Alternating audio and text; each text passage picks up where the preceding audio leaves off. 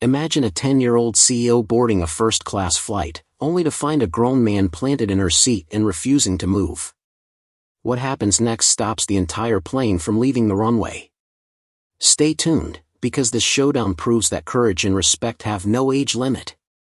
"Excuse me, that's my seat." The words sliced through the cheerful murmur of passengers settling in, a small but commanding voice that seemed far too steady for someone so young. 10-year-old Maya Johnson stood poised in the narrow airplane aisle, her boarding pass clutched firmly in one hand like proof of truth itself. Around her, the usual boarding chaos, rustling jackets, overhead bin battles, the squeak of carry-ons, paused as though the entire cabin had inhaled at once.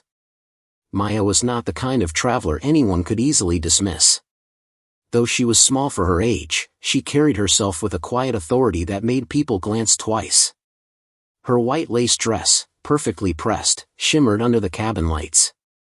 A soft pink satin skirt with a matching bow sash flowed neatly to her knees, and a pearl-studded headband kept her curls in an elegant crown. She looked more like a young diplomat on her way to a global conference than a child on vacation. Today, Maya was flying first class with her aunt, a special trip meant to celebrate a milestone that most adults could only dream of. She had become the youngest CEO in her city. Just a year ago, she'd launched a kids' clothing brand out of her family's small garage. With smart designs, bold colors, and a message of confidence for children everywhere, her brand exploded online. Now, she was on her way to meet investors who wanted to partner with her growing company. At only 10 years old, Maya knew how to pitch, plan, and negotiate, a prodigy in a pink dress. But all that mattered little to the man occupying her window seat. The stranger lounged there with deliberate ease, his black suit jacket stretched across broad shoulders, a crisp white shirt unbuttoned at the collar. Polished leather shoes gleamed under the cabin's overhead lights. He had one leg extended across the aisle, blocking anyone who might dare pass. A faint scent of expensive cologne mixed with the sterile airplane air. Without even turning his head fully, he looked at Maya with a kind of lazy arrogance. "This seat's mine now," he said flatly, his voice calm but laced with something that made a few nearby passengers stiffen. "You can sit somewhere else." Maya blinked, stunned for half a heartbeat. Then she squared her shoulders. "Sir," she said politely but firmly, "this is seat 12A. My ticket says 12A. She held out the boarding pass, the bold letters and numbers clear for anyone to read. The man's eyes barely flicked toward the paper before returning to the view out the oval window. "Doesn't matter. I'm comfortable here." He shifted slightly, as if to settle deeper, his legs still stretched rudely across the aisle. Gasps and whispers began to ripple through the nearby rows. A woman in the aisle seat across from them nudged her husband and shook her head in disbelief. A young man 3 rows back lifted his phone, pretending to scroll but clearly ready to record if the situation escalated. A flight attendant, catching the tense energy, hurried forward. She was a tall woman with a professional smile, but the smile wavered when she took in the scene, a little girl standing with perfect posture, a man twice her size sprawled across her rightful seat. "Is everything okay here?" the attendant asked gently, looking first at Maya and then at the man. "This child's mistaken," the man said smoothly before Maya could speak. "I'm sitting here now. She can find another spot." The attendant's brows knitted together. "Sir, passengers must sit in their assigned seats. May I see your boarding pass?" He gave a casual shrug, not even reaching for his pocket. "Don't have to. I like it here." The attendant's polite smile tightened into a thin line. Around them, the boarding process slowed as people craned their necks to watch. Children peeked over armrests, adults exchanged looks that ranged from confused to outraged. Someone muttered, "Unbelievable," under their breath. Maya gripped her ticket tighter but kept her chin high. "This is my seat," she repeated, her voice steady despite the heat rising in her cheeks. "Please move." It was not the pleading tone of a child but the calm insistence of someone used to being heard. For a brief second, the man met her gaze, and in that moment, the entire cabin seemed to hold its breath. Maya tightened her grip on her boarding pass and took a slow breath. The aisle felt narrower with every passing second, the weight of dozens of curious eyes pressing down on her. But she refused to back away. "Sir," she said again, her voice carrying surprising strength for someone so small, "this is 12A. My ticket clearly says 12A. The man finally turned his head, his smirk lazy and deliberate. "And I said it doesn't matter," he replied, his tone dripping with arrogance. "It's just a seat. Pick another. I'm not moving." A collective murmur rippled through the surrounding rows. Passengers whispered to each other, their faces registering everything from disbelief to irritation. A mother holding a sleeping toddler shook her head. A businessman across the aisle frowned at the man's brazen disregard. Some passengers discreetly pulled out their phones, screens glowing as they prepared to capture the unfolding drama. The flight attendant, a young woman named Elena according to her name badge, stepped closer. She crouched slightly to meet Maya's eye level and said in a calm, reassuring voice, "Sweetheart, can I see your boarding pass for a moment?" Maya handed it over without hesitation. Elena read it, nodded, and looked back at the man. Her professional smile hardened into something firmer. "Sir, this seat is indeed assigned to Miss Johnson. May I see your boarding pass, please?" The man leaned back, folding his arms across his chest as if settling in for a long standoff. "Don't have it handy," he said with a dismissive shrug. "Why don't you just find me another seat? The kid can sit somewhere else." Elena straightened, her patience wearing thin. "Sir, FAA regulations require that passengers occupy their assigned seats for safety and weight distribution. We can't depart until everyone is seated properly. I need to see your boarding pass now." He chuckled under his breath, a sound that carried just enough condescension to spark more murmurs from the crowd. "Rules, rules, rules," he said. "Relax. It's a short flight." Maya felt a surge of determination. She wasn't about to let anyone, even a grown man in an expensive suit, treat her like she didn't matter. "I paid for this seat," she said, her voice ringing louder than before. "You need to move." A man across the aisle clapped softly, as if to cheer her courage. Another passenger muttered, "Good for her." The suited man, however, only smirked. "You're a kid. Kids sit where adults tell them to." Elena's professional tone sharpened. "Sir, refusing to follow crew instructions is a violation of federal law. I must insist you move to your assigned seat immediately." Still, he didn't budge. "Then I guess you're not taking off," he said smoothly, crossing one leg over the other as if he owned the plane. Maya's heart beat faster, but she stood her ground. She remembered the lessons her mother always repeated: respect yourself, and others will have to respect you too. She drew in a deep breath and met his gaze squarely. "You're stopping everyone from leaving on time. That's selfish." The surrounding passengers began to speak louder now, their frustration breaking through. "Why can't he just move?" someone whispered sharply. "This is ridiculous," another said. "Come on, man," a voice from the back called. "Let the kid sit." Elena glanced toward the front of the plane, signaling for backup. Another flight attendant approached, her face stern. "Sir, this is your final warning," she said. "If you do not move to your assigned seat or present your boarding pass, the captain will be notified, and we will be forced to delay departure." For the first time, a flicker of irritation crossed the man's face, but he still didn't move. He leaned back and said coldly, "Do what you have to do." Maya didn't flinch. Standing tall in her pink dress, she looked him straight in the eye and repeated, "You need to move. Now." The cabin had fallen silent again, every passenger waiting for what would happen next, aware that this was no ordinary disagreement but a test of rules, respect, and resolve. The minutes began to stretch like hours, every second adding to the tension inside the airplane. The line of passengers waiting to board had come to a complete stop. People in the aisle craned their necks, trying to see what was happening in row 12. Overhead bins remained open, carry-on bags dangled in mid-air as travelers whispered and exchanged bewildered glances. Maya remained rooted in the narrow space beside her seat, still holding her small suitcase. Her heart thumped, but her face stayed calm. She refused to back down. The man in the black suit reclined against the window as if nothing in the world could bother him, his legs stretched boldly across the aisle like a barrier to anyone who might challenge him. Elena, the lead flight attendant, pressed a discreet button on the wall phone and spoke quietly to the cockpit. Her voice was calm, but the tightness in her shoulders betrayed her frustration.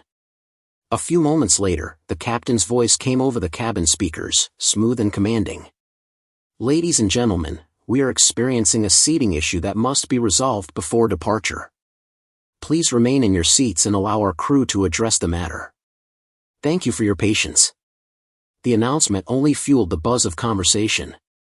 A teenage boy too rose back whispered to his friend, "Can you believe this guy?" Someone else muttered, "Unreal. Just switch seats already." Several passengers angled their phones for a better view, tiny camera lights blinking. Elena returned to the stubborn passenger, her professional tone firmer than ever. "Sir, the captain has been notified. You must comply with federal regulations and move to your assigned seat immediately. Failure to do so can result in removal from this aircraft." The man didn't even glance at her. He tapped a slow rhythm on the armrest and said coolly, "You're holding everyone up, not me. Find the kid another seat and let's go." Maya felt a surge of disbelief. He's blaming everyone else? She clenched her ticket tighter and took a step forward so her small frame stood directly in line with his gaze. "You're stopping the flight," she said clearly, her voice ringing over the low murmurs. "This is my seat, and we can't leave until you move." The man tilted his head, a mocking smile tugging at his lips. "Little girl, flights get delayed all the time. Sit somewhere else and spare everyone the drama." But the passengers weren't buying his act. A woman in a denim jacket across the aisle spoke up, her voice sharp. "Sir, she's right. We all have places to be. Please just move." "Yeah," added a man from the back, "you're holding an entire plane hostage over a seat you didn't even pay for." Maya sensed the growing wave of support. Strangers were rallying to her side, their voices adding weight to the truth she had known from the start: right was right, no matter her age. Elena stepped closer, her patience finally at its limit. "Sir, this is your last chance. If you refuse to move, we will request airport security to escort you off this plane. You will not be permitted to travel on this flight, and you may face penalties." For the first time, the man's confidence faltered. A flicker of irritation crossed his face, quickly replaced by a tight smile. He glanced at the growing number of passengers watching and recording, then muttered something under his breath. But still, he remained seated. Maya stood her ground, eyes locked on his. The cabin felt heavy with expectation, every passenger waiting for the next move. A baby fussed somewhere near the back, and even that small sound seemed to underline the standoff. The intercom crackled again. This time, the captain's voice carried a decisive edge. "Until all passengers are seated in their assigned seats, this aircraft will remain grounded." A collective sigh swept through the cabin. They weren't just delayed, the entire flight was officially stopped. The message was clear: until this single passenger complied, no one would be leaving the runway. Maya's heart pounded, but a quiet strength filled her chest. She wasn't just defending a seat anymore. She was proving that even the smallest voice could bring a giant machine, and a defiant adult, to a complete standstill. 5 tense minutes crawled by before the cockpit door opened with a decisive click. The pilot himself stepped into the cabin, his tall frame commanding immediate attention. Dressed in a crisp navy uniform with gleaming gold stripes on the shoulders, he carried the calm authority of someone used to making life-or-death decisions. Conversations hushed to a whisper as he approached row 12. "Good afternoon," the pilot said evenly, his voice low but unmistakably firm. "I'm Captain Reynolds. Sir, I'm here because we cannot begin our taxi to the runway until everyone is seated in their assigned spot. I need to see your boarding pass, now." The man in the black suit looked up, a hint of annoyance flashing in his eyes. "This is ridiculous. It's just a seat. Why don't you give her another one? We're all wasting time." Captain Reynolds did not flinch. "The seat belongs to this young passenger. federal aviation regulations require that you sit where you are assigned. If you refuse, we will have to escort you off the aircraft, and you will not be flying today. This is your final opportunity to comply." The surrounding passengers were utterly silent, their phones poised. The tension was thick enough to feel in the air. Maya, still standing in the aisle with her small suitcase, watched closely. Despite her racing heart, she felt a surge of validation. Someone in authority was backing her up. The man shifted uncomfortably and let out a short, bitter laugh. "You're grounding a whole flight over a kid's seat?" The captain's tone hardened just a notch. "No, sir. You are grounding the flight by refusing to follow safety protocols." "I need an answer." Two airport security officers appeared at the front of the cabin as if on cue, their dark uniforms unmistakable. They moved with quiet confidence, their expressions neutral but alert. One officer spoke clearly, "Sir, we've been asked to escort you off this plane. Please gather your belongings." A ripple of approval swept through the passengers, soft claps, quiet murmurs of "finally." The man's jaw tightened, but he still attempted to salvage pride. "This is absurd," he muttered, standing abruptly and yanking his briefcase from under the seat. He avoided Maya's eyes as he shoved past the officers. The security team guided him down the narrow aisle toward the exit, his protests fading into the background hum of the engines. When the cabin door closed behind them, the atmosphere shifted instantly. A collective exhale spread through the rows, followed by a smattering of applause that grew louder with each clap. Captain Reynolds turned to Maya and offered a small, approving smile. "You handled that better than most adults," he said. Then, to the passengers, he added, "Thank you for your patience. We'll be departing shortly." In the end, the flight had been grounded for just over a minute past schedule, 60 extraordinary seconds in which a young girl's resolve, and an airline crew's professionalism, had stopped a multimillion-dollar machine on the runway until fairness was restored. The moment the cabin door sealed shut, an almost electric relief swept through the plane. What began as scattered claps quickly built into full applause. Passengers turned toward Maya with smiles, some raising their phones to capture the triumphant ending. A woman across the aisle leaned over and said warmly, "You were amazing, sweetheart. You stood your ground better than most grown-ups." Maya gave a polite nod, cheeks flushing pink. "Thank you," she said softly, her voice carrying the same calm confidence she had shown all along. Her aunt, who had been quietly supportive through the entire ordeal, wrapped an arm around her shoulders. "I'm so proud of you," she whispered. "You handled that like a true leader." The pilot reappeared briefly, his tall frame framed by the cockpit door. "Folks," he announced, "thank you for your patience. We are now cleared for takeoff." He looked directly at Maya and offered a warm smile. "Young lady, you showed incredible courage and composure. Well done." The crew quickly resumed their pre-flight duties, but the atmosphere remained different, lighter, almost celebratory. As the plane began to taxi toward the runway, passengers continued to sneak glances at Maya, some offering thumbs up or quiet words of encouragement.